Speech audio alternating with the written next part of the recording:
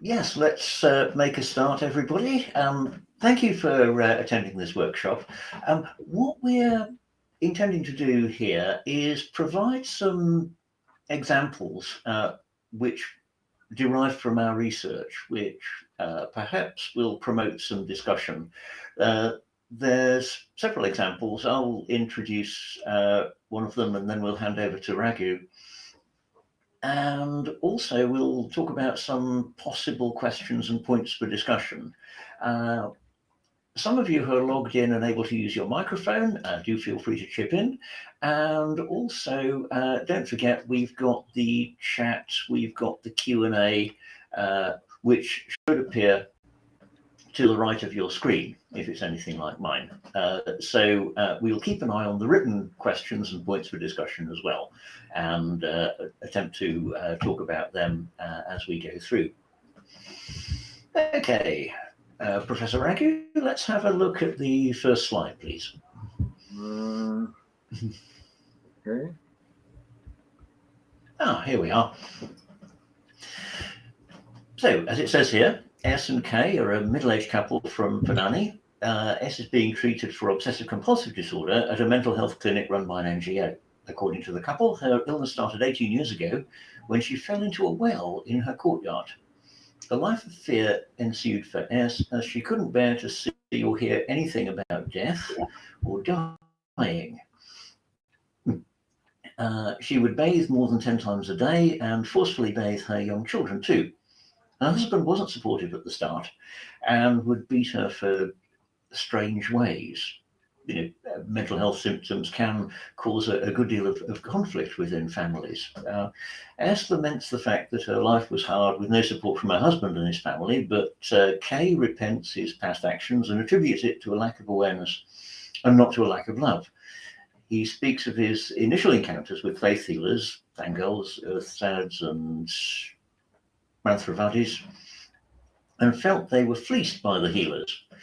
Yes, I mean, that's another point that's come up quite a few times in the interviews, that faith healers, traditional healers, spiritual healers often charge for their services, and people can end up spending a lot of money. So he feels this wasn't good value. They were fleeced by the healers with tall claims of curing his wife, but instead left them with huge debts. S feels that despite her helplessness, her faith and prayers brought her mental peace. Quoting the Islamic scripture, Surat al-Nas, she added, "If we have this disease and if we are badly in need of help, we can chant and pray and God will heal it for you." The couple feels that it is only treatment at the clinic and a strong belief in God that can help one recover from mental illness. S says she's happy now and recovering and loves to cook for her grandchildren and neighbours. So if we move on to the next slide, there's some questions and points for discussion, such as, what does the problem seem to be for the people in this case study, and how is it affecting family relationships? What sort of role is spiritual support playing for them? And what other resources might there be that could be helpful to them? Oops, I think we've jumped on a little bit too far there. Can we go back a couple of slides? Sorry. Yeah, that's the one. Okay, so if anybody would like to pose a question in the chat or unmute yourself and shout something out.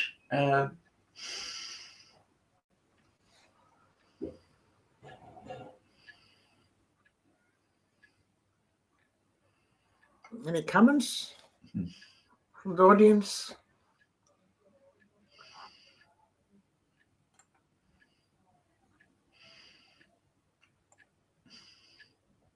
What do you think? I mean, what are your views on it? Right or wrong? There are no right or wrong answer here. So, feel free to talk. It's a free world.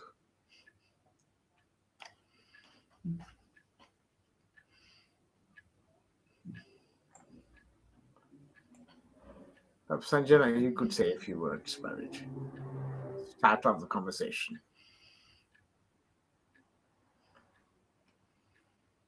You're mute.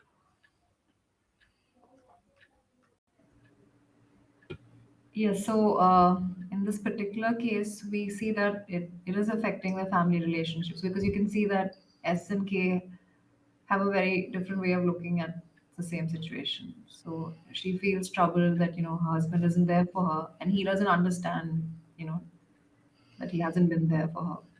So in the past, and it was like a late realization for the husband, and she still, feels bad that he wasn't there for her when she really needed him. So that it was affecting their family relationship.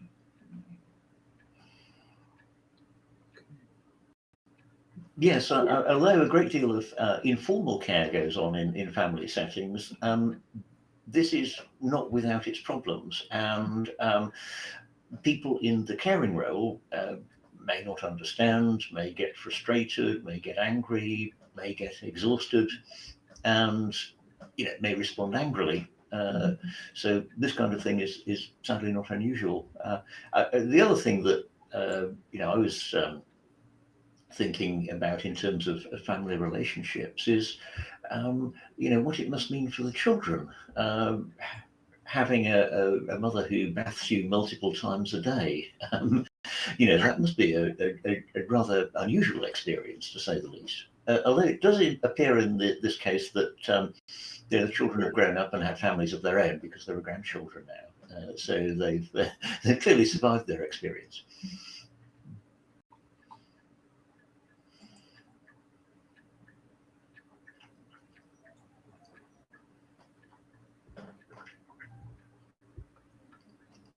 Okay, I see. We've moved on to the second one. Would you like to introduce this one, Raghu? Okay, we'll do. Yeah, okay, fine. Thanks, Brown. Mm. So yeah, this is a case from a tribal community, and a young man, and he's enjoyed and studied, and joined the polytechnic course in the town, and he was actually forced to drop out because of the ragging by the seniors, and this actually pushed him into a downward spiral, and he started drinking, and he felt the pressure to be like his peers, and everyone drank alcohol. And so when he realized that he couldn't control his alcohol addiction, he tried to mend his ways. And at the age of 21, he eloped, but his parents weren't happy and was ostracized from the family. And a year after this, his marriage, he started to hear voices, swear words mainly, and felt that others could actually hear his thoughts as well. He quarreled with his friends, beat them, and even tried to stab his neighbor. He was taken to the temples in Tamil Nadu where they were performed religious rituals, or like shaving his head and trying the sacred thread. He also tried black magic, and was given herbal medicines, which he had to apply all over his body. All of this only worsens his condition, and he also lost a lot of money in this process. And fights also started at home, and he was suspicious about his wife. He drank too much, and he was actually admitted to hospital, following which he attempted suicide. His family chided him, and even asked him to go and die. And he feels lonely. His friends tease him and make fun of him, and he no longer holds their respect. And things have become better as he started taking medication. He is determined that one day he will go back to work and take care of his kids. He believes that the grace of God, and also feels that it is our Lord Almighty who has given him this illness. And he actually prays and visits all religious institutions and finds comfort in spending time in the church. So that is an interesting case here. So how does that relate to the kind of questions that might relate to this? So some of the interesting points for discussion here. So what does this young man's problem seem to be, and what sort of coping strategies does he appear to be using? And what else might actually help him or his partner? And what might his children need? And to what extent do the spiritual activities help or hinder the recovery process?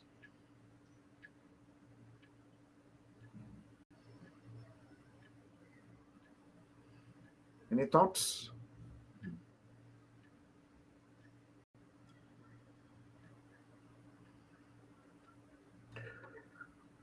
I think it's yeah, go on. Sorry, Sanjana. No, sir. But Nothing. did somebody say something? No, sir. No. Well, I could hear because am I hearing voices? I'm sorry. Sorry. No, it sounded like somebody was starting to speak there for a moment. So anyone in the audience, Radhika, I think it's Radhika. Uh, Radhika, do you have something to say?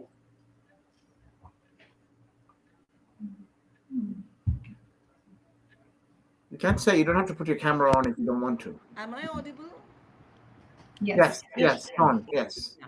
Actually, the earlier case and this case, something that struck me was that this is my understanding of it is that the earlier case initially the husband and wife were constantly correlating. In the sense he was more rude to her. Slowly he started understanding her and started taking her to whatever the healers wherever she has been taken. I could see the support that is coming had helped her to kind of recover. In this case, also, maybe this is spiritual, but the support of the community, maybe from the religious institution or from some other source, had actually supported the medical treatment that was happening side by side. That's one thing that I could sense from these two cases.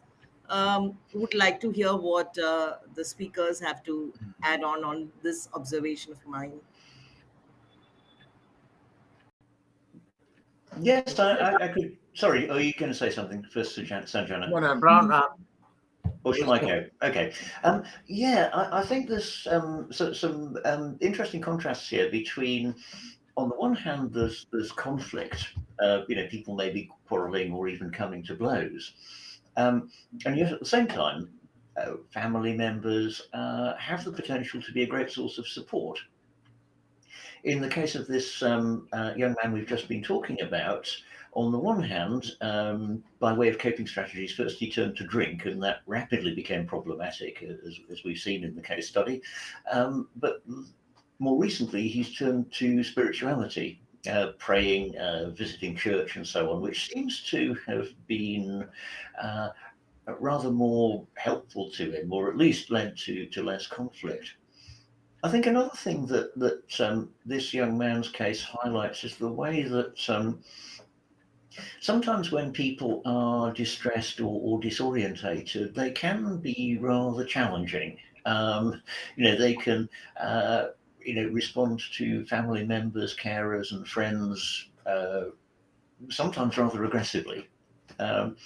It's not always an easy ride trying to support someone who's in distress. This aspect of conflict in caring relationships is starting to appear in the literature. Authors are starting to explore it and acknowledge it. But for a long time, it was something that wasn't really spoken about. Okay. Shall we move on to the next one? Yes, let's have a look at another.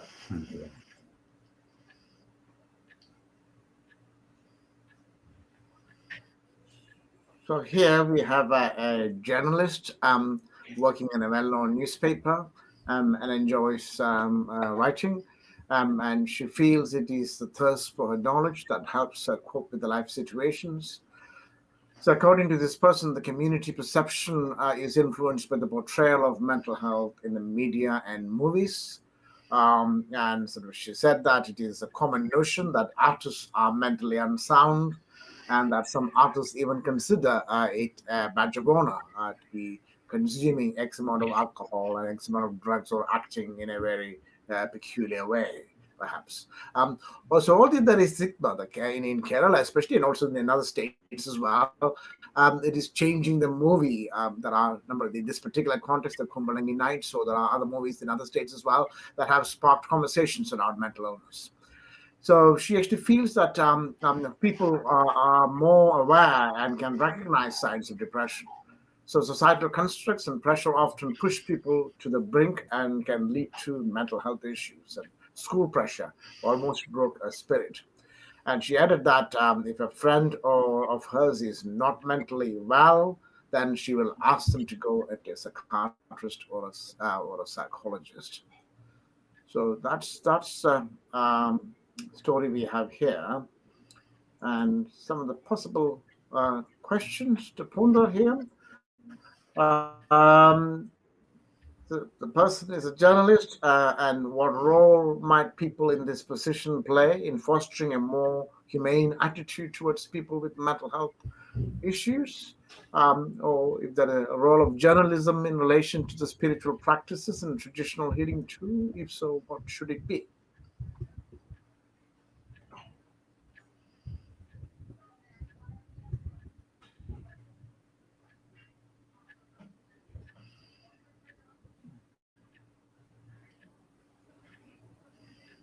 Yeah, talks about Sanjana is talking about the kind of mental health education in creative ways, and I think it's important. I think it also rolls back to the previous talk by Dr. Meena as well in relation to how the media need to be more responsibly portraying the stuff and also giving the right kind of information.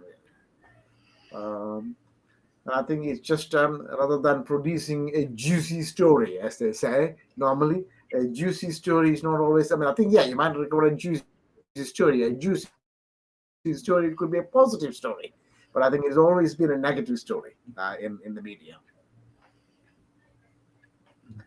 There's also that they can write more about people recovering through the right medication and treatment. Yes. And I think it's how they pitch it. Because I think it's important because the media always want to sort of try and say that there is, make a hoo-ha, make a crisis of the situations.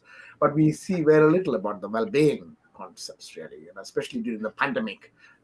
People told stories about the issues around migrants moving around, mental health issues, and unable to work at home, etc., etc.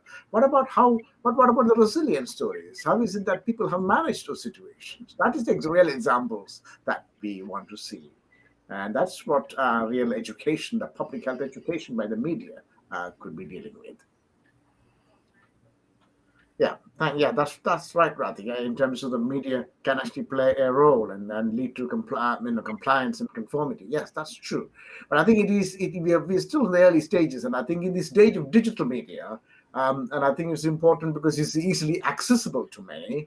And I think it's important that we tell the good stories as well. In relation to how people have created that meaning in their life, have created that recovery mode. And I think mental health recovery is something that is very important because each and every one of us have a different pathway, a different journey for that mental health recovery.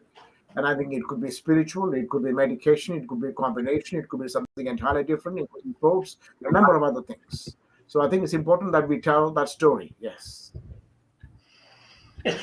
An experience I had recently working on a project about recovery and mental health in the UK, looking at the mass media, we found that local papers that served a particular town or region within the UK seemed to have quite a number of stories about people having been helped through arts activities and creative activities.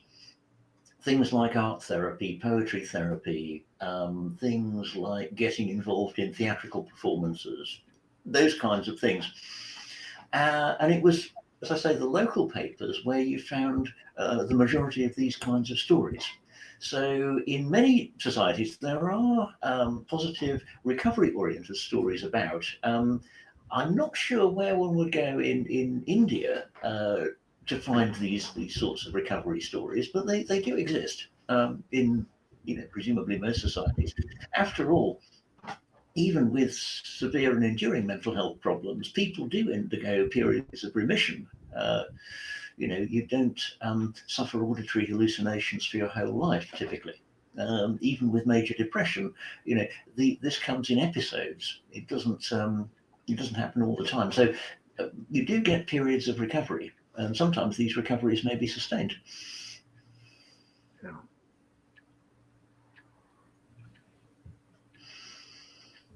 Okay. I think, there's also another comment that professionals with good communication skills can actually use positively enhance the awareness. And I think that is very true. So I think it is, but I think it's how the professionals are actually communicating with the media in these days of social media. And I think there are a lot of good things actually on around as well. But I think whether it's actually reaching the right people at the right time when they require that is something that's need to be considered. But I think yes, do professionals and in the wider communities such as the employers and everybody else have a role here too in terms of giving the information to the employees about what it is that they need to be thinking about, rather than putting them especially the kind of IT workers actually trying to work from about 7 o'clock about to midnight and then start again the following day exactly the same time. So, and I think is that the right kind of giving them a space and time to actually relax and then combine. And also, what about children? There's only an achievement in terms of they have to actually write lots of tests the Indian context to actually get somewhere in relation to kind of between a 98 and 100%. Well, if you score below 95%, you don't get any admission anywhere. And I think that seems to be the case at the moment. So obviously, how I think we need to be telling those stories about how we need to look away from some of those things and shift those kind of thinking and attitude.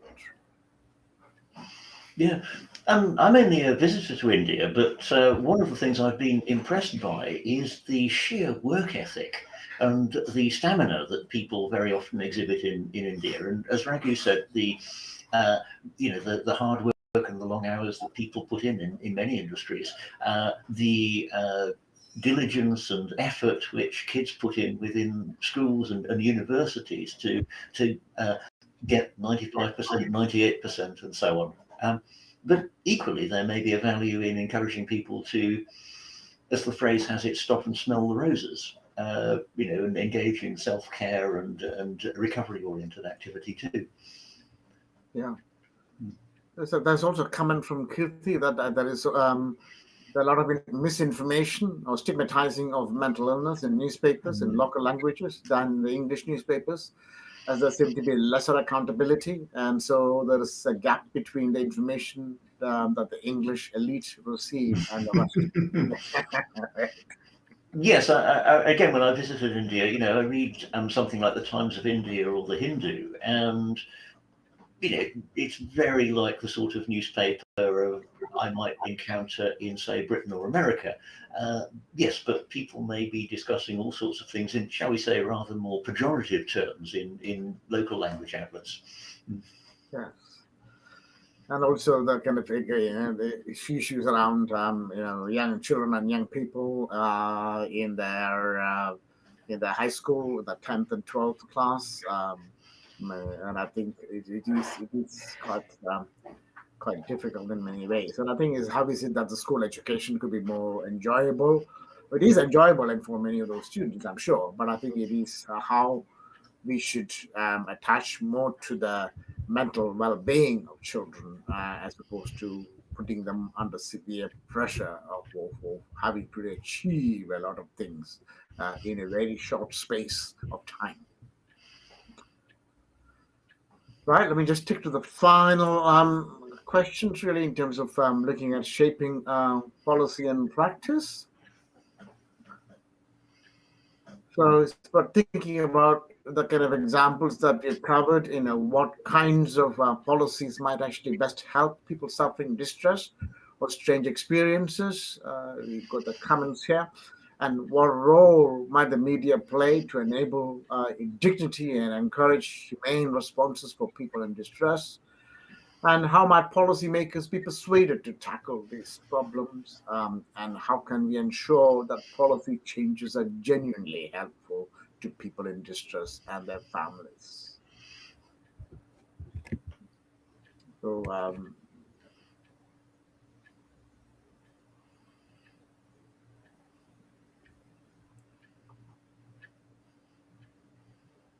any comments from the group?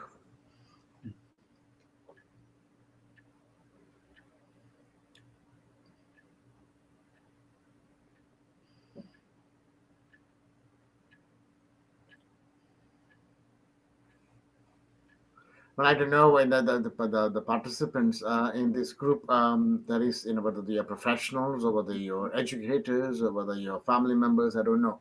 So I don't know what role you might actually play in doing this, because the policy the people sitting in law offices or in the ministry, they shape policy. But I think how is it that that policy making is actually being fed by consultation from the communities? And does the community or does the society have a role in actually shaping that policy?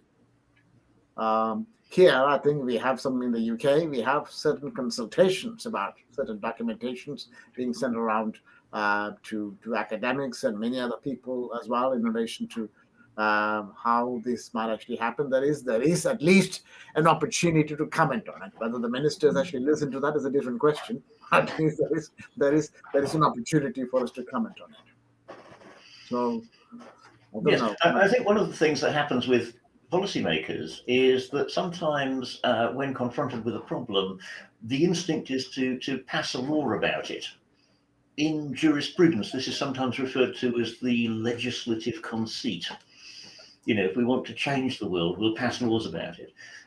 Whether those laws actually work well when you're looking at people in distress or people who are disorientated and their families is sometimes more debatable.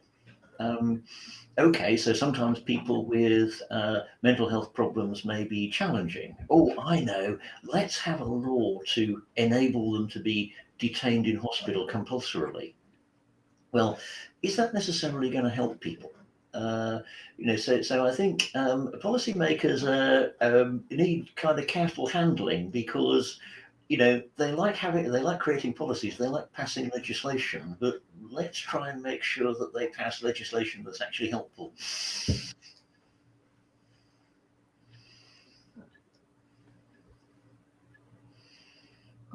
We have a comment. So Radhika Mohan has said community interventions. Yes, that's true. I think that's something that we have not attempted to do the community intervention, but community awareness and engaging with the community in terms of through theatre and films. We've actually engaged with the community, providing that kind of information or people having an opportunity to talk about those situations. That is absolutely right. I think we need to have more public mental health kind of community information really through the various pathways, both in the rural and urban context. Yes, and this is something that policymakers can enhance and encourage as well. There's a great deal that goes on through things like arts organisations, through community and voluntary organisations and so on. And from a policymaker's point of view, that's actually quite attractive because, after all, it's not really costing them anything. I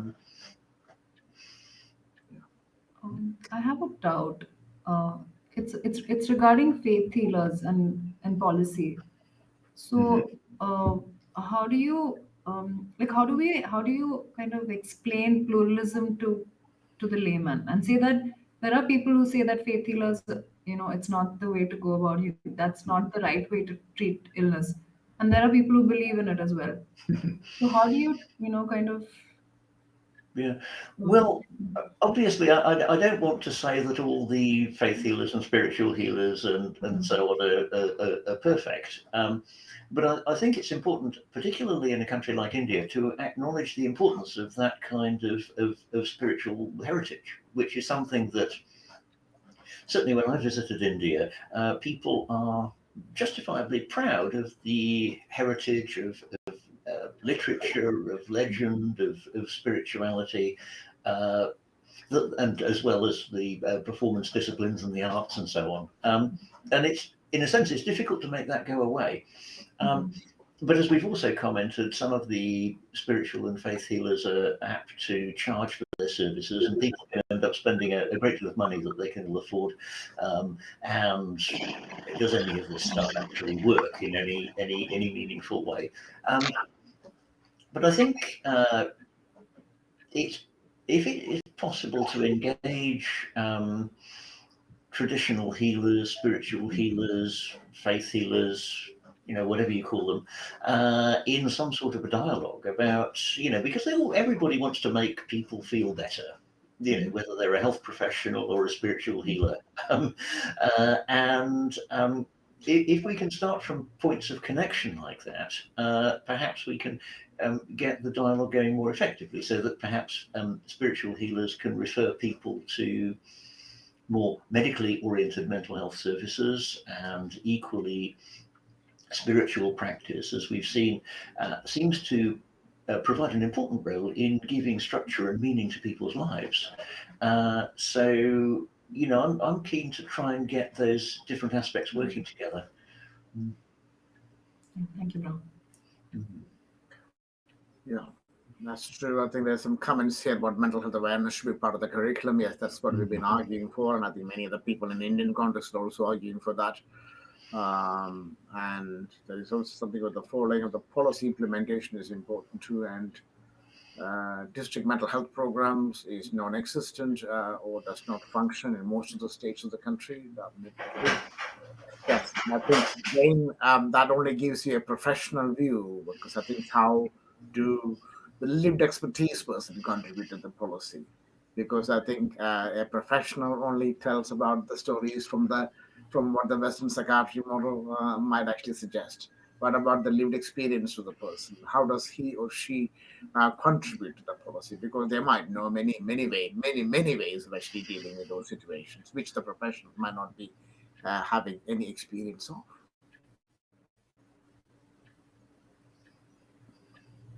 And also the carer context as well, as Brown mentioned at the very beginning. How do the family carers or other carers actually respond to it? Because they are also supporting the person. The professional does not actually understand very much about the caring, don't understand until they have experienced it themselves, so they have been through that process. Otherwise, they actually pay lip service to it. I think it's empathizing with that, and I think the carer's role is a key part here, as much as the recovery of the person, because it's also the carer's strength and resilience, and how does the carer contribute to that caring process, and also that kind of knowledge and awareness of the carer is actually the key here, how they actually support that person, husband or wife or father or mother or brother or sister, whichever context it might be.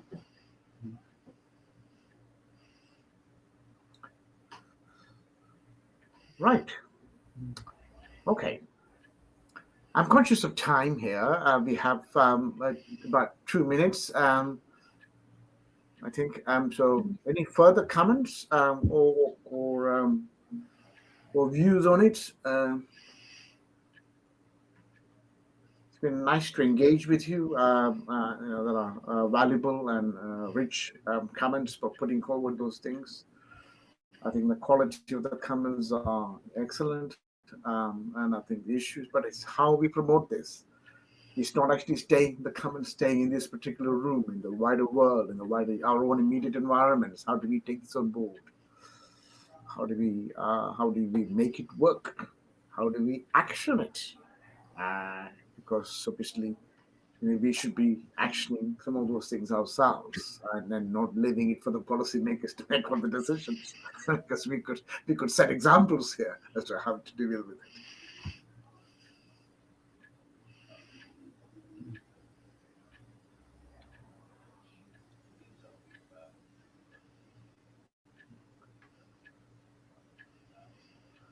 Yeah. Oh, and Radhika says, how can I participate in this initiative? Well, there is, of course, a good starting point is the MeHeLP project website, so you can see a bit more about what we've been doing. And there are contact details on there, so if you'd like to follow up anything or have any ideas that you'd like to share with us, do drop us a line.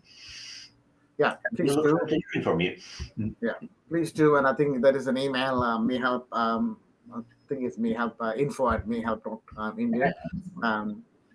And if you do email us, do contact us. If you are in the healthcare dimension, then obviously it will be useful to connect with you and be part of our conversations. Very welcome to actually have that. Yes. The MeHeLP project itself is coming to an end, but we do hope to be doing some more. We're always looking around for sources of funding and sources of support to enable us to continue with this line of thinking and this line of investigation. So, we do hope to be able to carry on doing this sort of thing in the future. Okay. Well, thanks, Radhika. And Radhika says, Radhika, Yeah. I assume it's a she with a name like Radhika, so she teaches psychology. If I've misgendered you, Radhika, I do apologise. Yeah, please do get in touch with us. We have a lot of resources that you might be able to use for you for the educational program. So do get in touch with us. We're happy to share information, share knowledge, and share practices. So, together, collective thinking, as I keep calling collective thinking, collective conversations actually helps us. So thank you very much. So on that note, let's finish this final workshop of the final day of the Pan-India conference. So thank you, Professor Brown. Thank you, Sanjana. And thank you, Sindhu. And thank you, everybody who actually participated in this discussion. Many thanks. And I'm sure we will be having more conversations about it.